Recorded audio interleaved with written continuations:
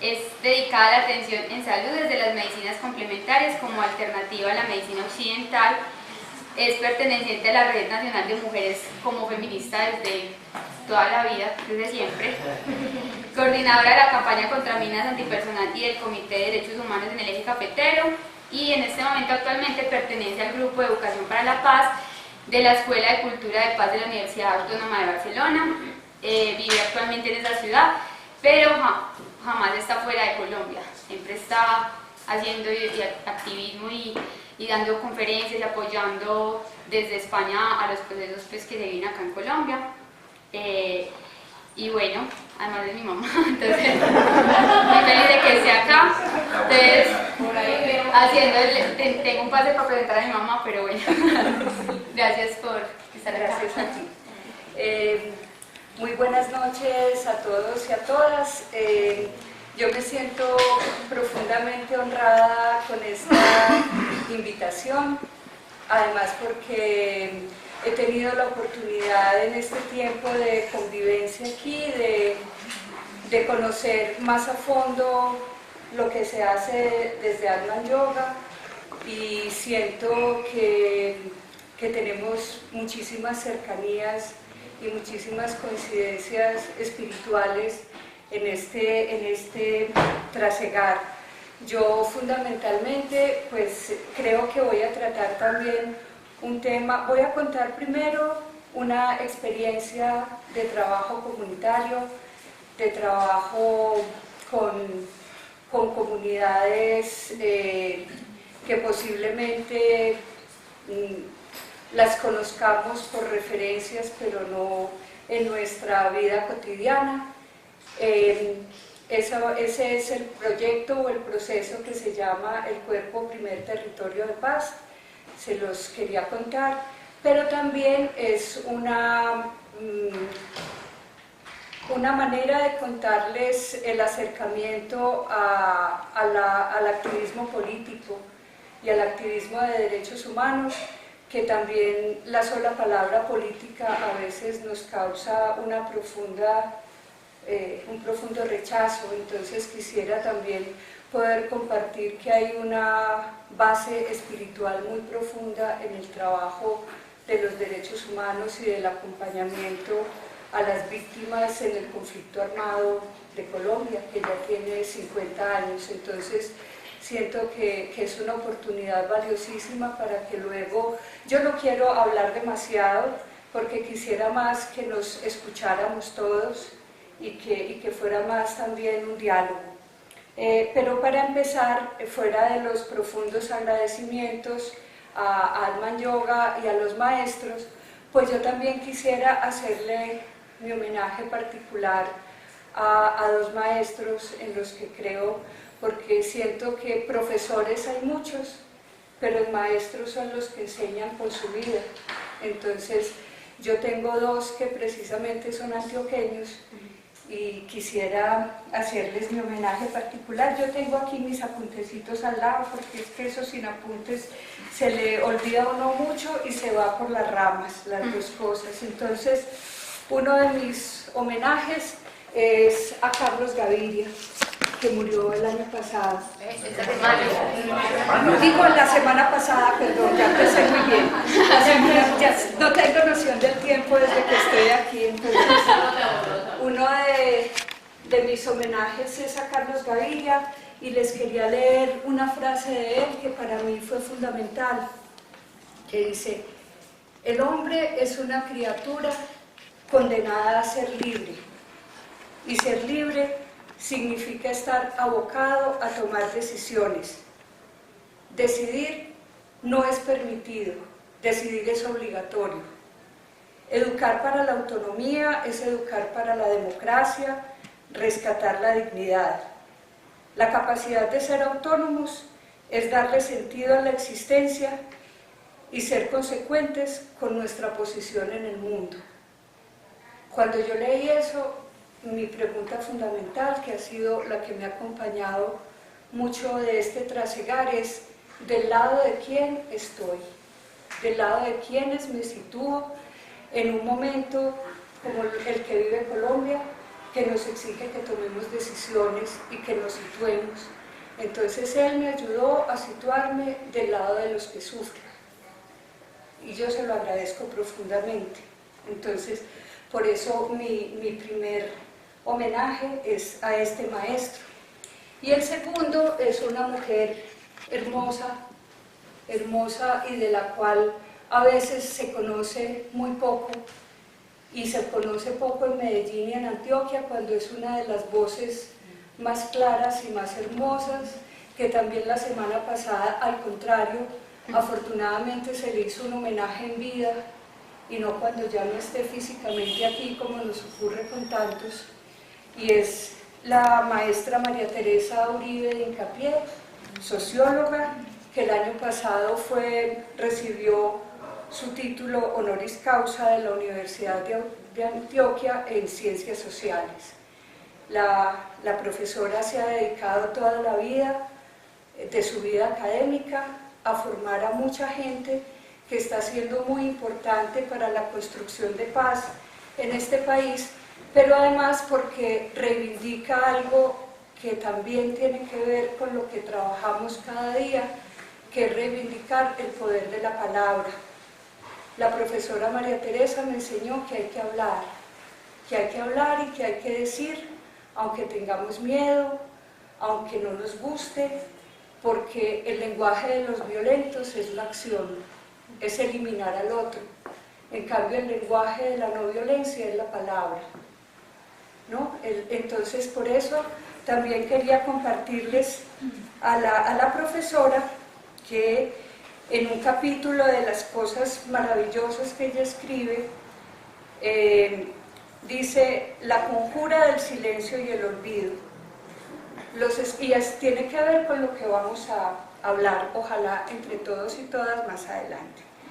Los especialistas en atención de duelo, más que otros profesionales, han explorado la magia de las palabras, la importancia que tiene en los procesos curativos el hecho de que las personas afectadas logren ponerle palabras al dolor, expresar los sentimientos, simbolizarlos, contárselos a otros que tengan la capacidad de escucha y elaborar un relato coherente, creíble y verosímil para ellas mismas, un relato mediante el cual puedan reconstruir y conducir su situación de duelo.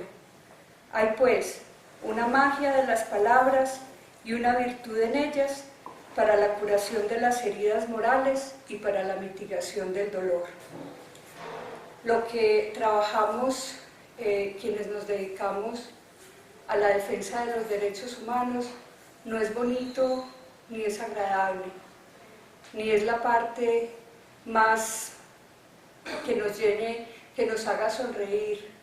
Trabajamos mucho desde las lágrimas y por eso yo también, junto a ellos, le quiero dedicar lo poco que yo les pueda compartir a las víctimas del conflicto armado en Colombia, porque han sido mis maestras, porque ningunas como ellas me han enseñado lo que significa la dignidad, la capacidad de sobreponerse al dolor, la resiliencia, la capacidad de perdón y una capacidad infinita de amor. Entonces quisiera que pensáramos y que situáramos nuestro corazón en esas personas que a veces nos estorban, que vemos pidiendo limosna en un semáforo y que decimos que pereza otros desplazados, ¿no? O que pereza otras mujeres hablando de que sufrieron muchísimo en el conflicto armado. Yo quisiera que en esta noche nos situáramos con ellos en el corazón. Y les cuento que este proceso del cuerpo como primer territorio de paz, que también luego más adelante vamos como a tratar de construir por qué se llama así este proceso, empezó porque recién nacida Laura, yo tuve una oportunidad maravillosa de trabajar en San Cristóbal para mitigar el impacto ambiental de una de las muchas ladrilleras que hay en San Cristóbal. Y me pude recorrer mucho de este departamento recorriendo viveros para poder hacer un proyecto de reforestación. Al mismo tiempo había unos procesos de progreso, ¿no? En los cuales a las orillas de las carreteras por donde yo iba había miles, pero de verdad, de árboles maravillosos, pues de quiebrabarrigos, de gualandayes, de guayacanes, de mangos, de nombres que tienen, de árboles que tienen unos nombres mágicos, de muchas palmas, caídos a las orillas de las carreteras, como si no valieran nada. Esos seres que un segundo antes eran un canto a la vida, por el paso de una motosierra y de un grupo de trabajadores que estaban haciendo su trabajo, en un segundo pasaban a ser acerrín, tablones o simplemente basura. Y al mismo tiempo, esa época que fue muy dura y que sigue siendo, aunque se haya mitigado, coincidió con unas masacres terribles en Urabá. Y las imágenes que uno veía eran iguales a esos árboles. Gente tirada a las orillas de una carretera como si fueran cosas. Campesinos, hombres y mujeres, en los que también actuaba la motosierra. Entonces era una situación de conmoción junto con el grupo al que me siento muy honrada de pertenecer, que es un movimiento pequeñito, que es un movimiento de no violencia, que se llama Aquí Estoy País. Y se nos volvió como algo completamente insoportable eso que pasaba, además porque habíamos trabajado antes con esas comunidades y ya no te podías ni siquiera acercar porque lo que tú sentías era como una atmósfera de dolor, ¿no? Que no te dejaba como poder continuar.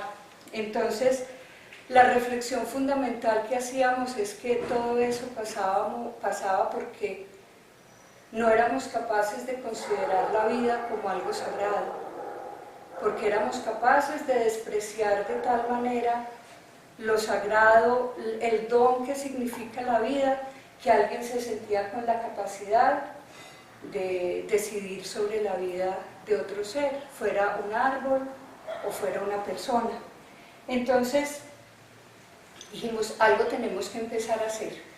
Y nos nutrimos fundamentalmente de dos fuentes que yo quisiera que fueran también como las que nos acompañaran esta noche. Una, de la Declaración Universal de los Derechos Humanos, que es imperfecta, que son unas normas que posiblemente a veces decimos solamente se nombran para decir que se violaron los derechos humanos, pero siempre pensaremos cómo sería este planeta donde no existieran los derechos humanos, cómo sería la convivencia entre los distintos pueblos, donde esas normas aparentemente tan sencillas, que en el 2009 cumplieron 50 años solamente, que fueron construidas al terminar la Segunda Guerra Mundial, una de las peores que ha tenido el mundo, que no ha dejado nunca de estar en guerra, y que en su preámbulo dice algo que es fundamental, porque yo creo que es lo mismo que todos y todas quienes estamos aquí trabajamos. En su preámbulo, la Declaración de los Derechos Humanos dice que somos la gran familia humana.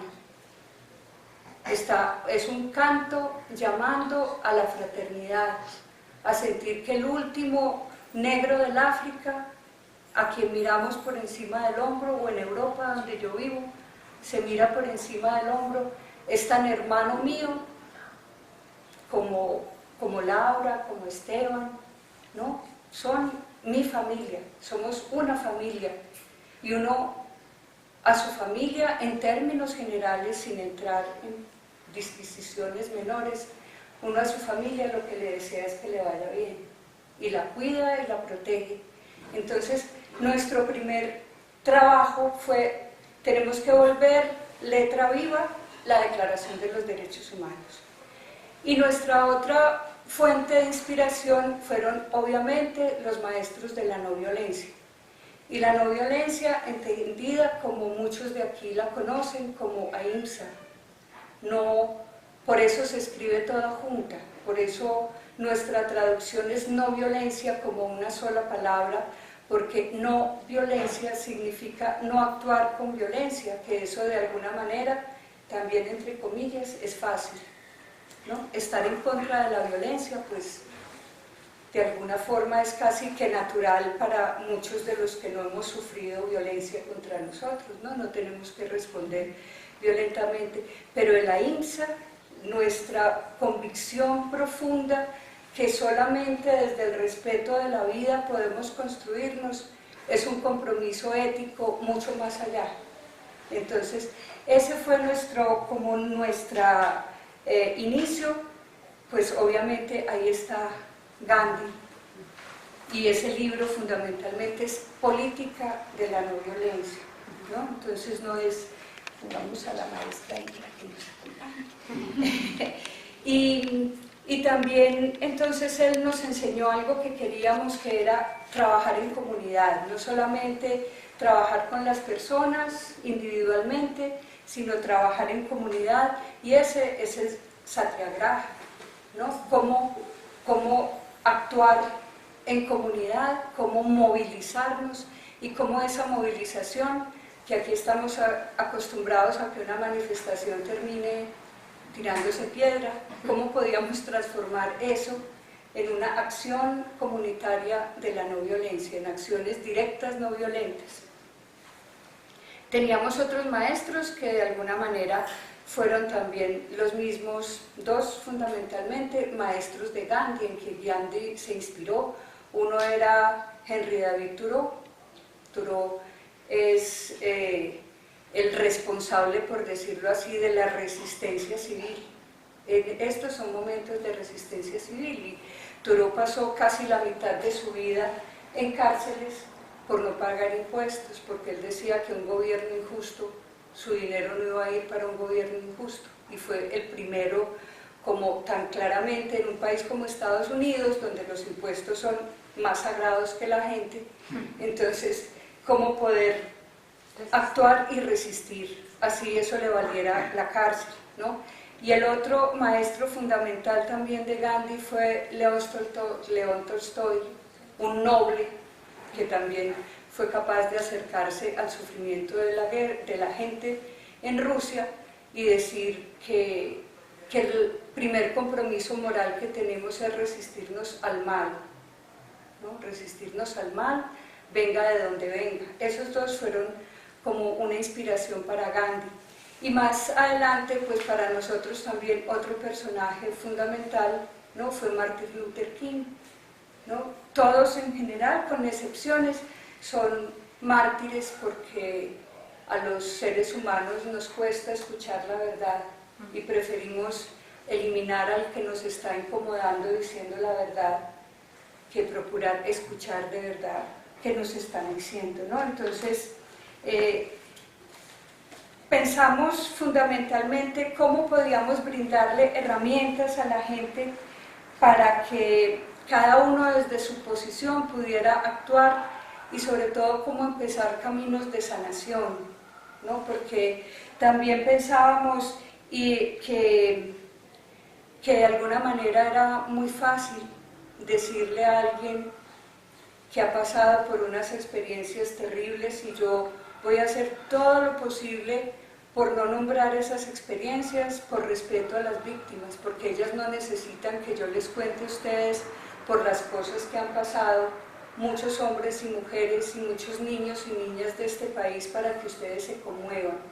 Yo no quiero ser como los medios de comunicación, que si no ponen el foco de la cámara sobre la llaga sangrante, los demás no se conmueven. Yo no voy a hacer eso porque me parece que es un mínimo gesto de respeto no tener que decir las cosas por las que la gente ha pasado, pero sí sé que el 99% de nosotros no sería capaz de resistir con cordura ni la mitad de las cosas por las que la gente de este país ha pasado, ¿no? Entonces, pensamos también que era muy importante trabajar con el cuerpo porque es nuestra relación más íntima.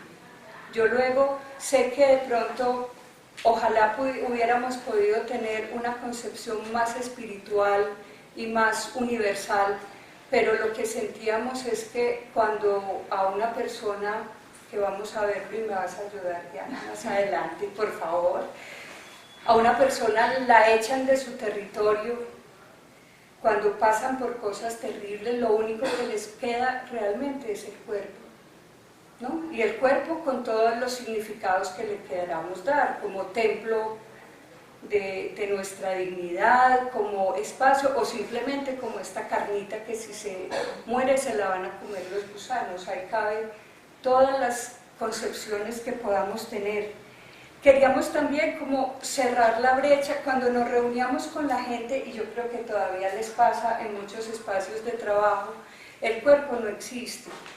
Estamos ahí para decir la cosa más inteligente, el análisis más profundo, ¿no? Lo más racional, pero el cuerpo estamos desconectados de él. Por eso nuestra apuesta por el trabajo corporal era para que nos volviéramos a conectar, que de alguna manera es lo que se hace aquí también, con el trabajo tan juicioso y tan enfocado y de crear rutinas. La palabra rutina nos causa una profunda aversión porque todos los días queremos hacer cosas nuevas. Al contrario, las rutinas son las que nos dan seguridades, que ya también lo decíamos, yo le decía a Laura cuando chiquita, siquiera el sol sale por el mismo lado todos los días, donde el sol le diera cada día por salir por un lado distinto. No hay hoy por dónde salió, ¿no? Esas seguridades de que un niño llega a su casa y encuentra un techo y encuentra comida y encuentra una mamá y un papá que los quiere, es lo que nos construye como seres humanos, las rutinas del amor, las rutinas de lo cotidiano. Entonces queríamos hacer también del trabajo corporal, como lo hacen ustedes y se los agradezco profundamente, es esa rutina que me conecta, ¿no? Que me conecta y que me hace sentir. Ahora, después de esta respiración, sigue el saludo al sol, y el saludo al sol está hecho así y así, y qué bueno que no tengo que volverlo racional, sino que mi cuerpo ya responde solo. De alguna manera queríamos eso. Y lo otro que queríamos era que esos elementos de trabajo corporal le sirvieran a la gente para lo que dice la profesora María Teresa, para poder contar su historia. Porque también, ahora me ayudarás, ¿qué le pasa a la gente cuando tiene una experiencia traumática, terrible? ¿Para dónde se va? No, porque más adelante vamos a tratar, ojalá entre todos, muy poquito así, ¿qué le pasa a nuestras centrales de energía, que son los chakras, con las distintas experiencias traumáticas que podemos tener? Entonces, esas afectaciones las vamos a ver más adelante. ¿Qué querían las personas? Contar su historia y contarla de otra manera, pero aprender a contarla cuando eso te ha dejado callado, cuando te ha cubierto el corazón de hielo o cuando tienes solamente una herida sangrante en mitad del pecho, pues es algo difícil de contar. Lo que queríamos fundamentalmente era desarrollar la compasión nuestra, de quienes hemos tenido la fortuna de sufrir por este país solamente por lo que sabemos, y desarrollar la compasión de quienes lo han vivido en carne, en alma, en historia propia. Y no la compasión con todo lo que puedo respetar yo a todas las iglesias, pero no con la compasión cristiana, con la compasión desde el cristianismo, que es lástima y que es decirle resígnate, ¿no?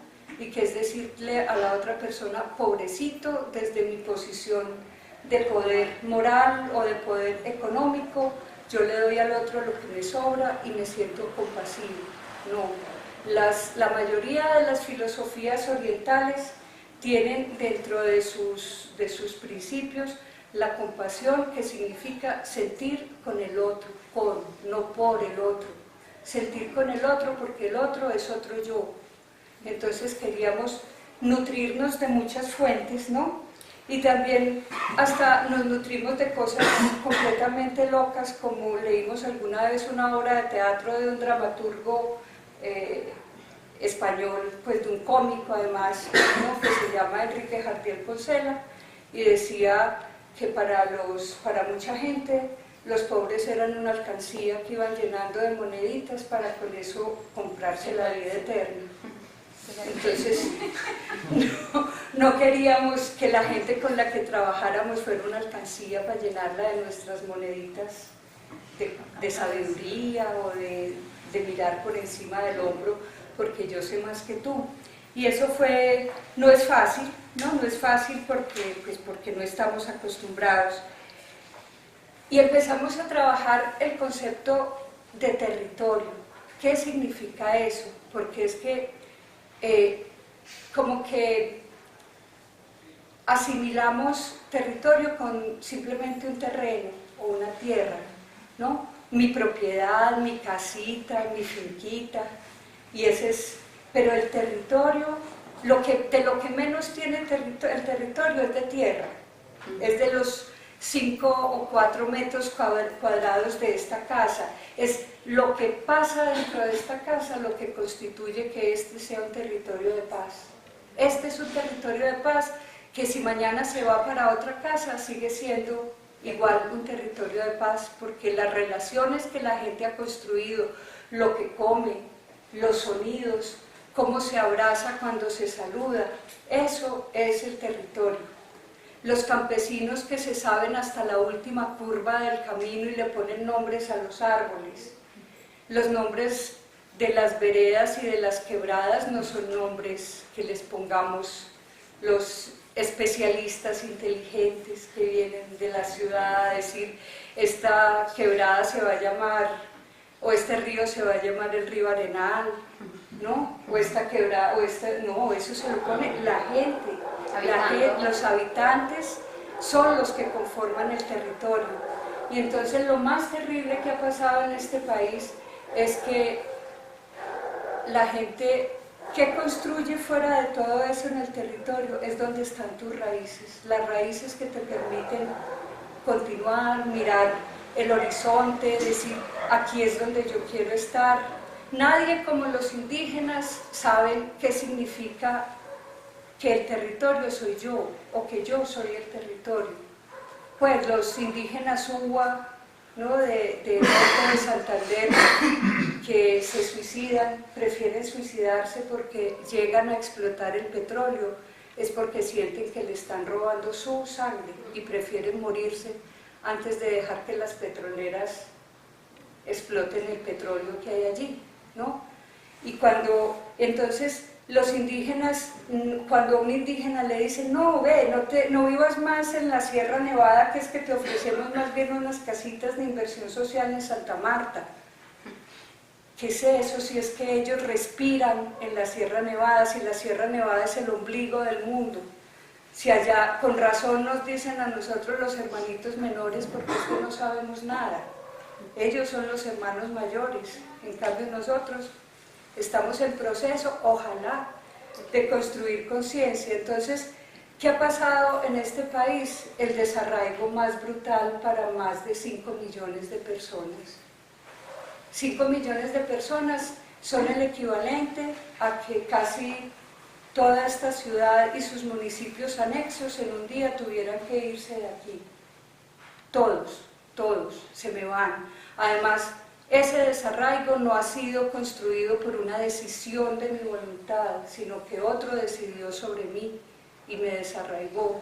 Entonces, cuando tú te vas y lo que encuentras, lo que te ofrece este país es un semáforo o es un puente, para vivir debajo de un puente, o son 4 palos y un plástico, y de ese por bien servido, ¿no? Entonces, el único territorio que te queda es tu cuerpo para poder seguir adelante, para poder seguir construyéndote y para que esos mínimos de dignidad que todavía tenemos no se pierdan del todo. Entonces, por eso este proyecto se llamó Primer Territorio de Paz. Cuerpo como territorio, cuerpo donde yo construyo las relaciones con los otros, cuerpo donde yo me vuelvo a abrazar, cuerpo donde yo narro mi historia. Entonces, eso porque es que no tener raíces es muy complicado. Quienes vivimos en otras partes, porque otros decidieron por nosotros, sabemos lo que significa tener que mandar muy lejos las raíces para que no se los pierdan. Mi raíz hoy pasa por el vientre de Laura, afortunadamente, y eso es lo más bonito que me pasa, ¿no? Entonces, yo tengo raíces gracias a mis hijos, gracias a mi familia, pero no la tengo gracias a los que me dijeron váyase porque lo que usted dice es incómodo, ¿no? Entonces, y eso que yo me siento afortunada porque he podido construir relaciones, tejer, y ya venía de un trabajo previo. Para un campesino que lo único que sabe es ser campesino, venirse a la ciudad, significa vender chicles. Niños que la primera vez que ven un carro es cuando llegan al pueblo donde van a tener que vivir, donde todo el mundo dice otro desplazado, qué pereza tan horrible. ¿No? Eso, donde mujeres que solamente saben ordeñar una vaca se tienen que dedicar a la prostitución para poderle llevar comida a los hijos. Eso es lo que nos ha pasado en este país y nos sigue pasando, y es responsabilidad de todos y todas que contribuyamos a sanarlo y a que podamos seguir adelante, porque no mirar, ¿cómo se dice no saber la verdad? La ignorancia, esa también es una ignorancia terrible, no mirar qué pasa a mi alrededor.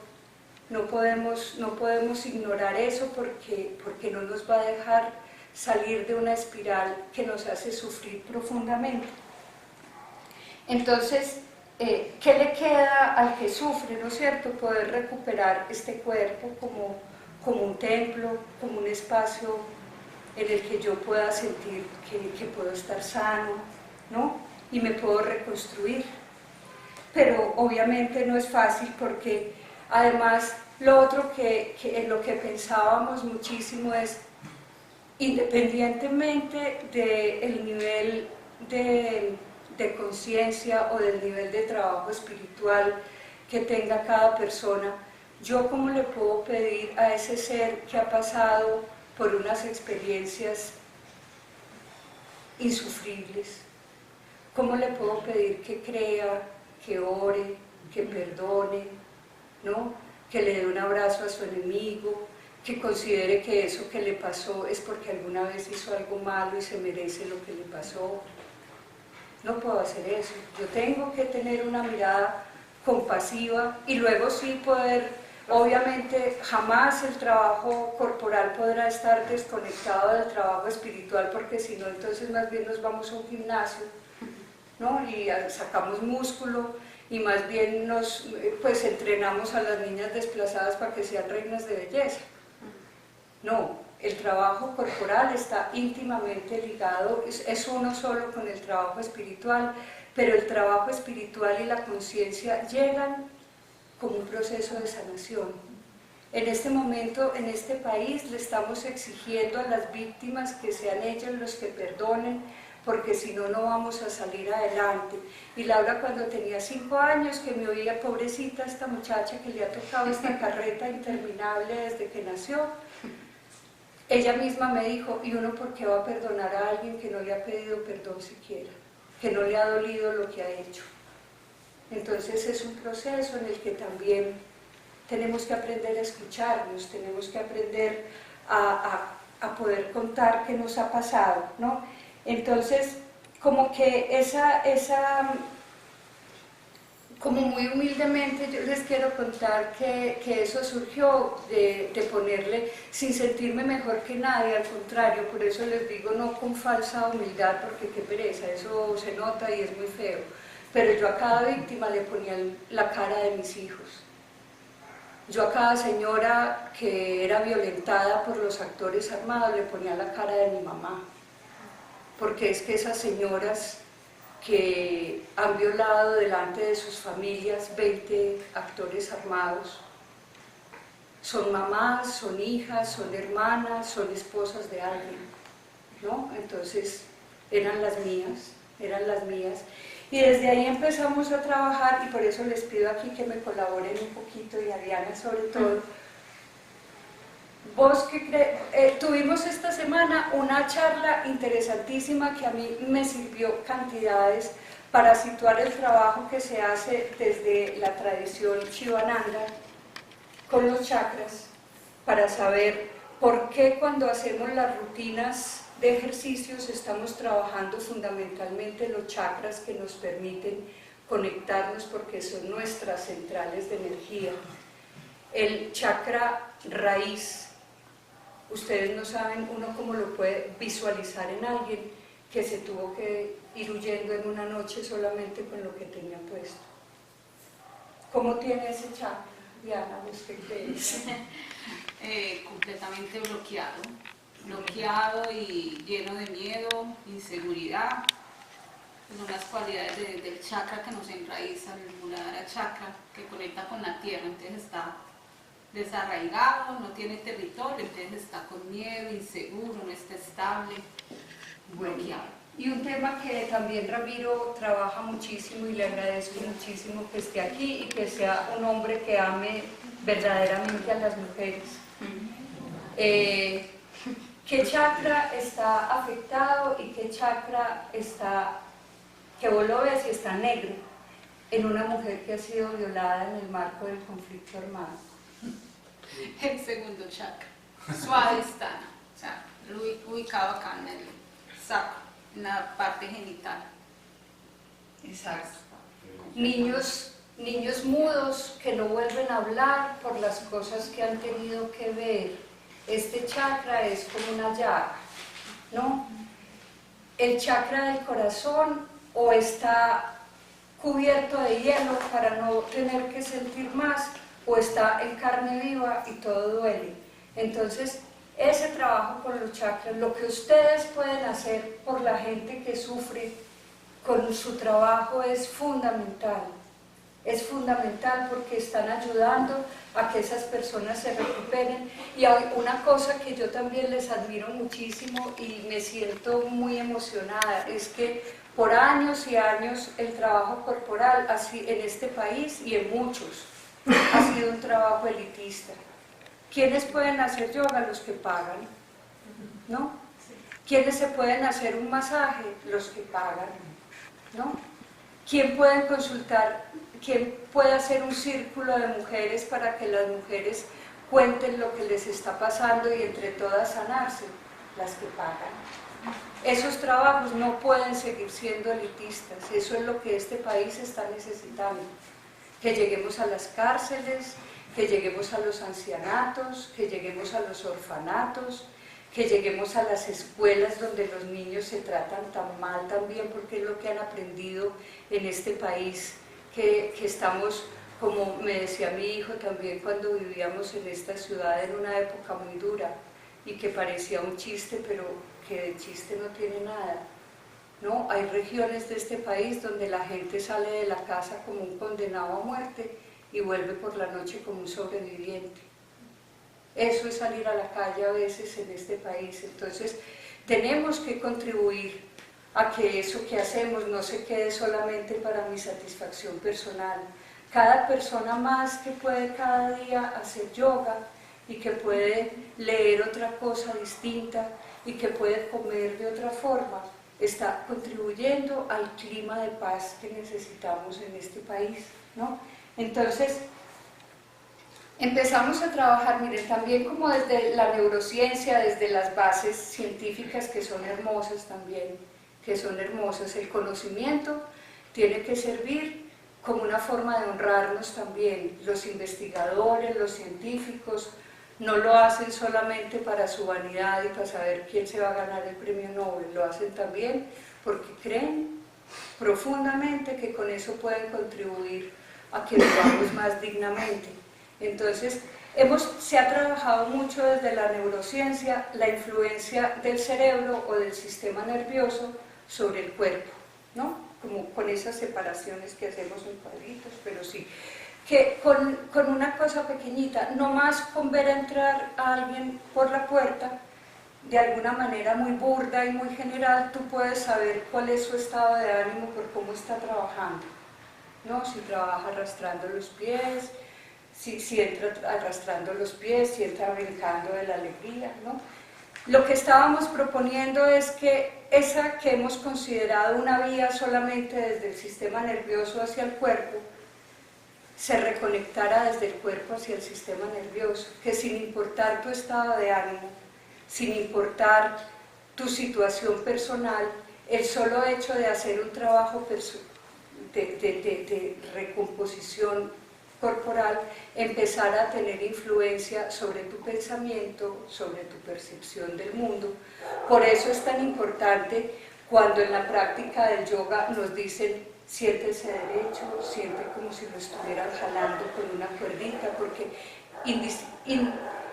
independientemente de que te sientas ese día como una lombriz de tierra, el solo hecho de que te sientes recto y de que respires de otra forma y de que te conectes con lo divino, te da otra manera de ver la vida. Entonces, situarse bien, pararse bien, caminar bien, no son solamente cosas embelecos de cómo manejar el cuerpo y de que me vea más bonita o meter la barriga, pues que no se me note. No tiene nada que ver con eso, es recuperar tu dignidad también. Cómo te plantas ante el mundo, es que vos ves a la persona que pide limosna, ¿no? ¿Cómo lo hace? Para despertar tu compasión, pero eso no es, porque el primero que se está humillando y que está perdiendo su dignidad es él mismo, por su forma de situarse corporalmente. Entonces, por eso, lo primero que queríamos trabajar era la postura, porque la postura no es solamente la postura corporal, sino cómo te posicionas ante el mundo, teniendo que ver con el profesor, con el maestro Carlos Gaviria, cómo te sitúas ante el mundo, cómo te ven los demás, ¿no? Cómo puedes emitir la voz si hablas así. Pues si yo estuviera hablando así toda la noche, porque tengo un poco, yo soy nerviosa y tengo un sustico, pero si yo no me sentara derecha, pues yo creo que no les podría transmitir nada de la verdad que pueda haber, así sea pequeñita, detrás de lo que les estoy diciendo. Entonces era como eso, ¿no? Como trabajar también. Otro que queríamos trabajar era la elasticidad. Trabajamos mucho desde, yo iba a escribir, pero es que me da una pereza pararme aquí, me perdonen, yo luego voy a escribir juiciosamente todo, pero no pereza, sino que me desconcentro, ¿no? Y estoy queriendo estar concentrada. Trabajábamos mucho la elasticidad, ¿no? El ser elástico, el poder trabajar los estiramientos, porque también pensábamos que nuestras rigideces son rigideces que se van para aquí también. ¿Cómo vemos el mundo de rígido? Porque somos poco elásticos. Qué poca capacidad de adaptación tenemos, cómo nos salimos de la ropita ante la menor cosa que pasa, porque es que uno metido en un cuerpo, insisto, perdón, porque les tengo una compasión infinita a las reinas de belleza. ¿Cómo puede ser esa imagen de belleza una persona que actúa en la vida como si se hubiera tragado un palo de escoba? ¿No? ¿Qué elasticidad tiene pues uno teniendo que parar todo el tiempo así? No, el elástico. Entonces, la elasticidad se va yendo para acá. En la medida que vos eres más flexible, eres también de mente más flexible para poderte adaptar a las cosas que pasan. Y queríamos trabajar la elasticidad para eso. El otro era la respiración, simplemente lo que ustedes hacen de limpiarse desde la respiración. Pues si ustedes, es una manera mía grosera de decirlo, porque lo que nosotros hacemos, porque yo me considero ya parte, lo que nosotros hacemos cuando respiramos es cargarnos de la fuerza del universo y dejar salir todo lo que nos duele y todo lo malo.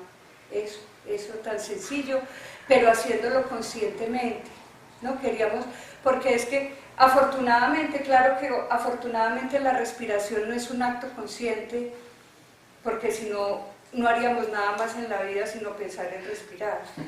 Si eso fuera un acto consciente, si dejáramos de pensar en respirar nos moriríamos, ¿no es cierto? Entonces, afortunadamente no es un acto consciente, pero dedicarle 10 minutos del día a que esa respiración sea consciente para limpiarme, para llenarme de luz, para dejar salir lo que me duele, es fundamental. Entonces la respiración era algo importantísimo. Trabajábamos también el automasaje, que la gente se volviera a tocar, cuando la gente no soportaba ni un abrazo. Hay niños a los... Por eso a mí, por ejemplo, con todo respeto, me molestan tanto las reuniones de grupo en las que todo el mundo, sin conocerse, es distinto cuando la gente se conoce. Yo quiero que me oigan bien, cuando uno sin conocerse, toda la gente termina los encuentros abrazándose. Pues lo que la gente tiene que abrazar a la fuerza. No, eso es un acto de mi generosidad y de mi relación con el otro.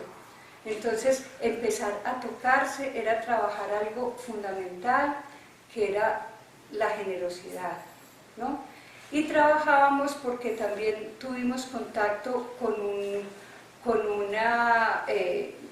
proyecto hermosísimo que trabajó muchísimo en Centroamérica, luego del paso del huracán Mitch hace más de 30 años, que fue un huracán que acabó con muchos países de Centroamérica, y descubrieron que las técnicas orientales se parecían mucho a las técnicas de ritualidad y de concepción de su cuerpo de los indígenas, ¿no? De los chimiles, de los mixtecas, de todos los que sufrieron terriblemente porque otra cosa, no solamente lo que pasa en el mundo, no son solo los conflictos armados, que en este momento hay 30 conflictos armados activos de los que no sabemos nada. Carlos sí sabe un poquito más por su amor por el África, afortunadamente, ¿no? Pero eso está pasando.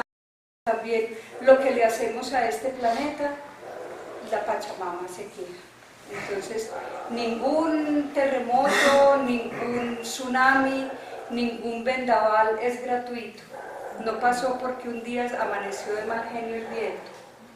Es porque estamos deforestando, es porque estamos canalizando ríos, es porque estamos ensuciando el mar a unos niveles increíbles, y todo eso que son nuestros mecanismos de control de la naturaleza los tenemos echados a perder, ¿no? Entonces, y la gente que más sufre también en los desastres y en las catástrofes naturales, obviamente son los más pobres. No es lo mismo un vendaval en Alemania que un vendaval en Haití, ¿no? Y no porque el viento sea distinto, sino porque es que las casas en Alemania están bien construidas, ¿no? Y toman medidas de control y prevención del riesgo, y se cuidan y saben poner los 50 metros que tienen que estar lejos de una fuente de agua, y no en Haití, donde tienen que construir con 4 palos y un plástico encima. Pues obviamente no es lo mismo, es que pobrecitos los pobres como son de malas. No, encima de los pobres que sol les cayó un aguacero y les dañó las casas. No, es que viven en casas que no son dignas, y por eso una catástrofe natural es peor para ellos, ¿no? No es lo mismo un terremoto en el Japón, por terrible que sea y por muertos que haya, no porque prefiera, y también quiero que me escuchen bien, yo no quiero que tiemble en el Japón, no, pues jamás, yo no quiero que tiemble en ninguna parte.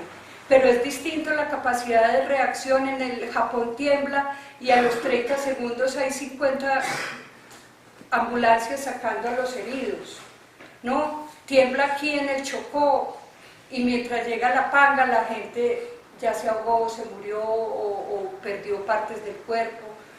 No es solamente... la pobreza también tiene que ver con que las catástrofes naturales sean peores, ¿no es cierto? Entonces, este trabajo también se basó mucho en cómo centrarnos.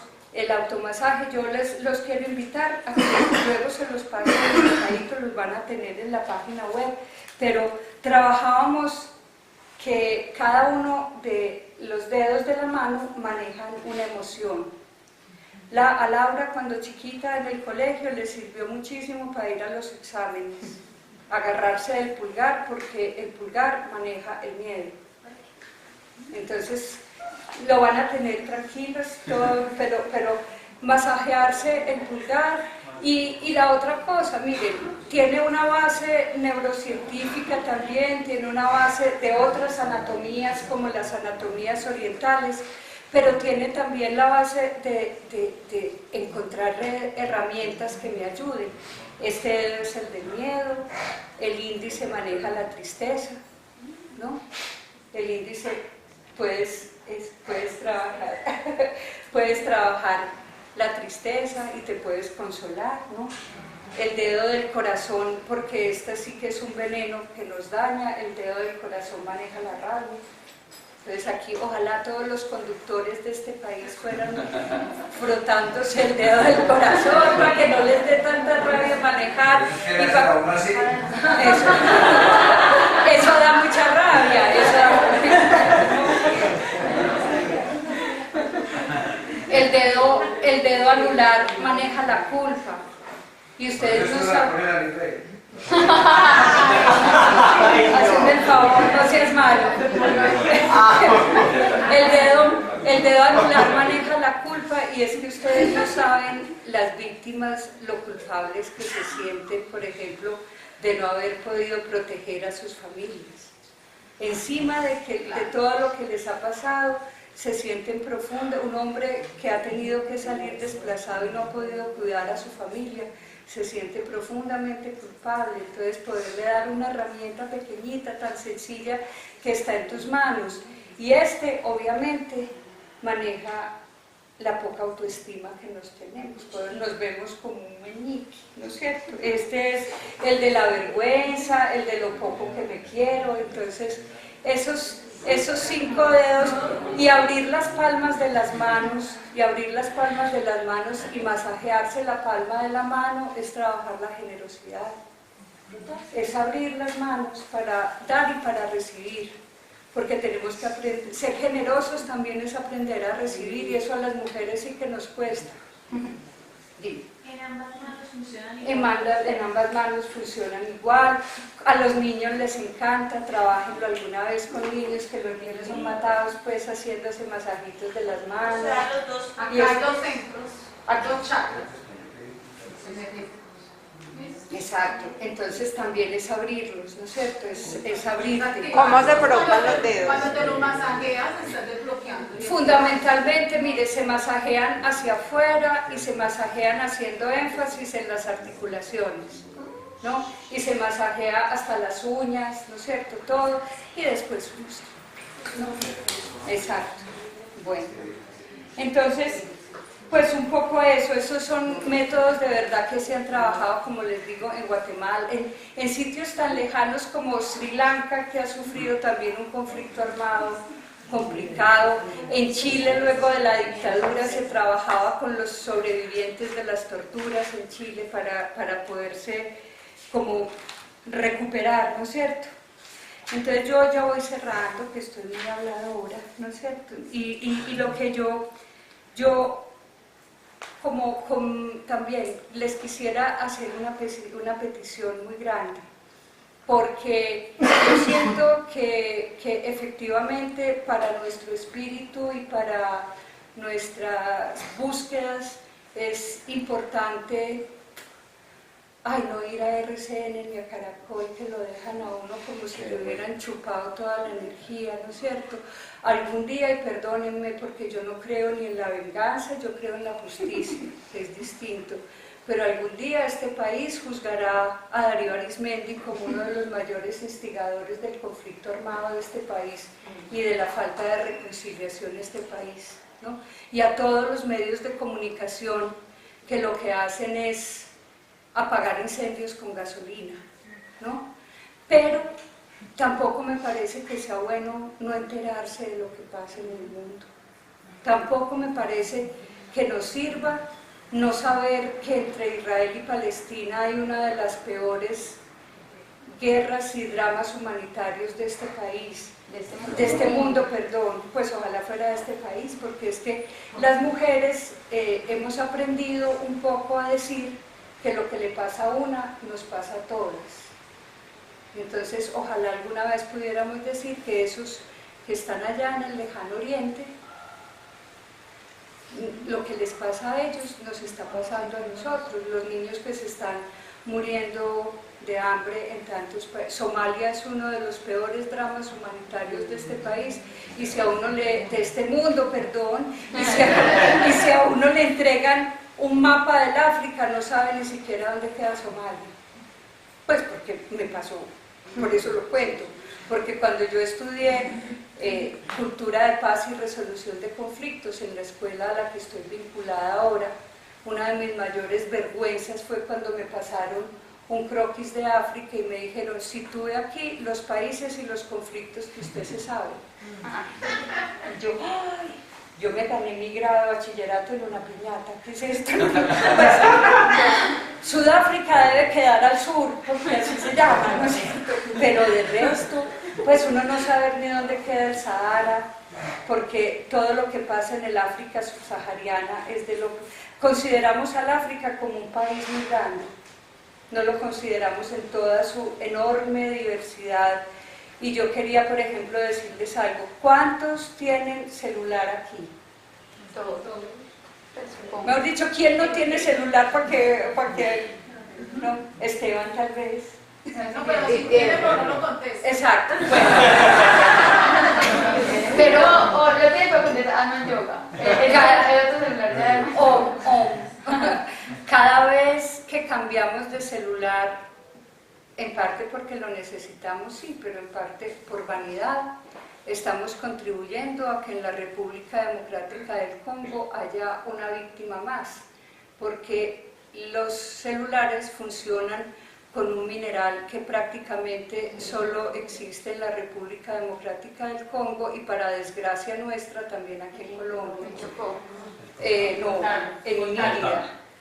El coltán es una de las guerras más violentas y salvajes, ¿no? O cada vez que alguien le pide la mano, un hombre le pide la mano a su novia y le pone un anillo de diamante en el dedo, son los diamantes de sangre que también son los que causan las guerras, porque los países en el mundo no son pobres, son países empobrecidos para que los países ricos vivan bien.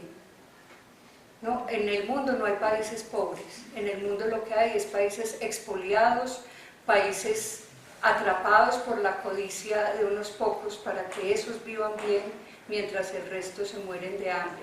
Entonces, una de mis mayores peticiones con el amor más profundo es que busquen en sitios perfectos, no que se queden ahí enganchados como yo, que antes al contrario sí que me gustaría no estar enterada todo el tiempo de lo que pasa, porque también es una carga profunda, y por eso estos días en los que no he sabido ni en qué día estoy ha sido una terapia de curación maravillosa. Pero yo sé que el 24 de abril vuelvo a Barcelona y no me voy a poder sustraer de la realidad a la que yo le he entregado mi vida, ¿no? Pero es eso, como que decir guácale lo que pasa en el mundo no es bueno, porque yo siento que el sufrimiento es responsabilidad de todos. Poder contribuir un poco a sanarlo también es responsabilidad de todos y de todas, ¿no es cierto? Porque así podemos, esa búsqueda espiritual es lo que nos ayuda a la reconciliación y al perdón, ¿no es cierto? Porque realmente el nombre de la paz en muchas partes del mundo es justicia. Y justicia no es venganza, que es como pensamos nosotros que es la justicia. La justicia es vengarnos del otro. Miren, he tenido oportunidad, y ahí sí como el mayor homenaje de la vida. Las madres de Soacha, que aquí la gente pues no más en Bogotá decir Soacha es decir, ay, qué pereza, ¿no? Soacha, que era un municipio de 25.000 habitantes hace 8 años, y que en este momento, con la misma infraestructura, con la misma agua, luz, con los mismos servicios públicos, con los mismos hospitales, con las mismas escuelas, tiene 2 millones de habitantes.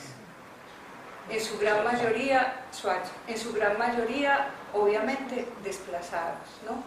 Y las madres de Soacha son reconocidas y premiadas a nivel internacional como las más valientes del mundo entero, porque son las madres de los falsos positivos, que como siempre en este país no le decimos a eso asesinato, homicidio, sino que le ponemos eufemismos. Hasta hace poco un secuestro se llamaba una pesca milagrosa, porque es que no nos gusta decirle las cosas por su nombre. Lo que se hizo con los chicos que se robaron y que se llevaron engañados para matarlos y mostrarlos como si fueran guerrilleros dados de baja en combate, fue un crimen de lesa humanidad, y nosotros le seguimos diciendo falso positivo. No, es que de positivo no tiene nada. Esa acción de positivo. Las madres de Soacha son reconocidas a nivel internacional porque su búsqueda de la justicia no va ni por pedir plata, ni por pedir siquiera, aunque ojalá, que alguno de los soldados y sobre todo de los altos mandos que ordenaron también, porque aquí la víctima es mucho más amplio, un soldado al que le dicen: si vos me traes mañana como si fueran cosas, 3 crucecitas mostrando que mataste 3 guerrilleros, te dejo ir al cumpleaños de tu mamá. ¿No? Esos eran los alicientes que le daban a los soldados, a los que tratan como a los últimos de la fila también, no los tratan mejor que a cualquiera, ¿no es cierto?, que a cualquier otro armado. Por eso ningún armado. Ojalá las mujeres sobre todo nos uniéramos para que en este país no haya más servicio militar obligatorio, que es condenar a los chicos a muerte. No más. Es una manera de ir desmontando la guerra. Las madres de Soacha lo que querían era recuperar el buen nombre de sus hijos. Que a ese niño retardado mental de 20 años que se llevaron y lo hicieron aparecer como si manejara una mini Uzi cuando no era capaz ni de vestirse solito, ¿no? Y lo hacen aparecer con 2 botas del pie izquierdo, pues además que hicieron las cosas más burdas, los cadáveres aparecían con disparos y encima la ropa entera, vestidos de guerrilleros no, hicieron los montajes más burdos. Lo que querían esas mamás no era venganza, lo que querían esas mamás era que dijeran que sus niños eran unos buenos niños, como dicen ellas. Mi niño era bueno, mi niño me traía, cuando salía a conseguirse lo del diario, por la tarde siempre me traía un bombombón, que para alguien que vive en Soacha es un regalo infinito. Entonces, eso era lo que querían las mamás. Los movimientos de no violencia en este momento en el mundo, con todo el amor por los hombres, están sustentados fundamentalmente en las mujeres. Somos las que estamos sacando adelante los movimientos de no violencia y los que decimos no más guerras, no más niños soldados, no más mujeres violentadas. Entonces, ese es el verdadero nombre, ¿no es cierto? Y por eso, cuando alguien de aquí me ha preguntado y me dice, se me acercó una mamá después de una clase y me dijo que el hijo estaba en Bellavista. ¿Yo qué hago? Y le digo yo, pues primero con la mamá y después lo que ustedes ya están haciendo. Ustedes están yendo, nosotros estamos yendo a sitios donde no va nadie, y estamos yendo con toda la compasión y no hay que echar todo este carretazo que estoy echando yo.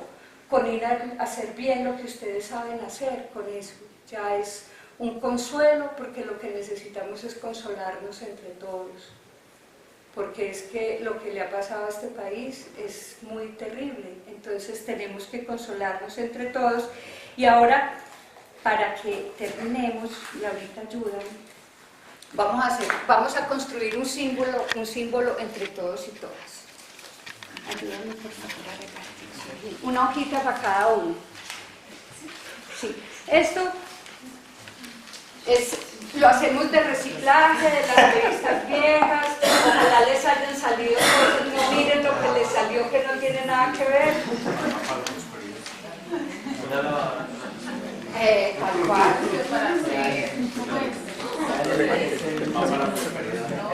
¿Alcanzó para todos?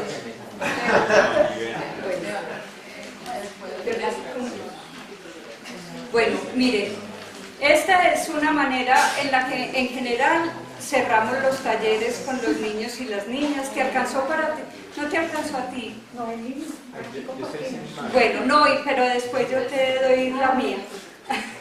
Bueno, un papel cuadrado, puede ser, por eso preferimos usar los de reciclaje. Entonces, vamos a hacer un origami, para que entonces si se quieren apoyar en el piso para doblar mejor, todo, entonces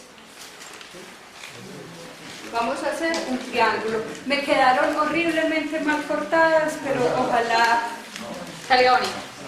salga bonito. Entonces, un triangulito, ¿no?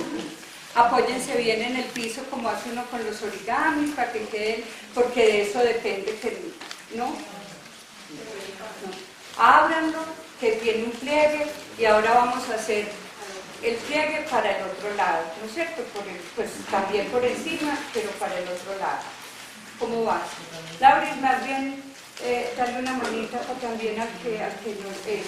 Entonces, si ustedes cogen lo que acaban de hacer y lo miran desde arriba, es como si fuera una pirámide, ¿sí? ¿No es cierto? Bueno, entonces, este paso es fundamental. Lo vamos a volver 2 triángulos metiendo un pedacito por dentro. Ya paso a eso. Mire, por allí. Mira. ¿No ven que a la niña le ha tocado desde chiquita todas las carretas de la mamá? Ya entiendo de dónde viene la popularidad. Dos triángulos tenemos. Eso. Con esto, con unos metidos para adentro. Bueno. Si alguien ya sabe, indíquele al otro. Tenemos un triángulo por delante y un triángulo por detrás porque metimos 2, eso, Carlos. Dale una manita si alguien por ahí no sabe. ¿Usted por qué está tan enmesadita, mi amor? No, ya, eso, ahí está perfecto. Eso. Ahí, bueno. Entonces, miren, la parte de arriba hacia ustedes para que nos quede fácil. Una puntica para arriba, ¿sí? Chicos, pues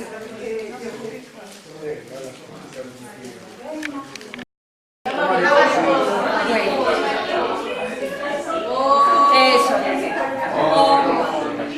Ya vamos a terminar para que podamos hablar siquiera 10 minuticos. Porque un viernes a las 8 ustedes no saben cómo les agradezco que estén. La mariposa es el símbolo de la no violencia. La mariposa es el símbolo de la no violencia por varias cosas. Entonces, por eso lo trabajamos con los niños. La mariposa es el símbolo de la no violencia porque es la especie de insectos más diversa en el mundo. ¿O no, señorita bióloga? ¿No? Hay mariposas diurnas, hay mariposas nocturnas, y Colombia es el país con el mayor número de diversidad de mariposas, ¿no? Las mariposas tienen unos, o sea que diversos tenemos que construir, no podemos construir solamente con los blancos, con los negros, no podemos construir el país para los indígenas y el país para los paisas y el país para las mujeres, diversos. Pensando distinto, que es más complicado todavía, teniendo distintas cosas, por eso este es el símbolo de la no violencia, porque además las mariposas tienen unos ojitos que se llaman ocelos, que están compuestos de miles de ojitos, o sea que todas las miradas valen.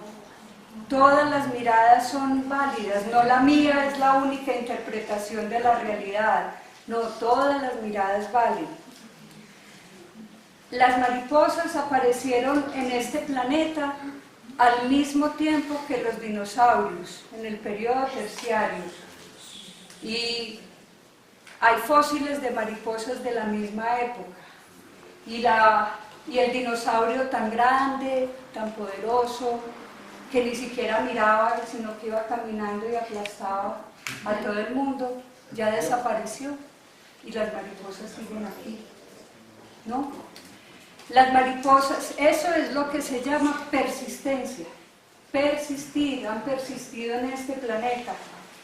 Las mariposas monarca viajan 5.000 kilómetros para cuidar la vida, porque es para depositar sus huevos. La resistencia. Resistir es cuidar la vida. Este es ese símbolo, ¿no? Y uno muy importante, la capacidad de transformación. Por eso nos ayuda tanto el yoga a pasar de ser un gusano que se arrastra a ser una mariposa de colores que vuela, ¿no? Y las lecturas y el karma yoga y todo lo que hacemos nos ayuda a dejar de ser ese gusanito y ser un ser de colores. Y ahora yo les pido que se regalen las mariposas entre ustedes. Por más linda que les haya quedado, que se la intercambien.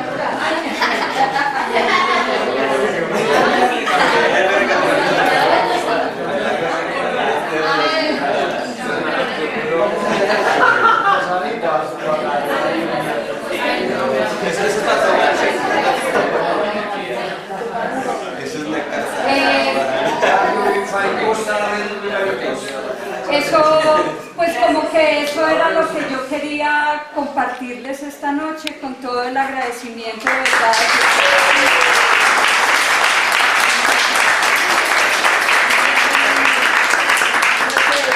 Si tienen comentarios, preguntas.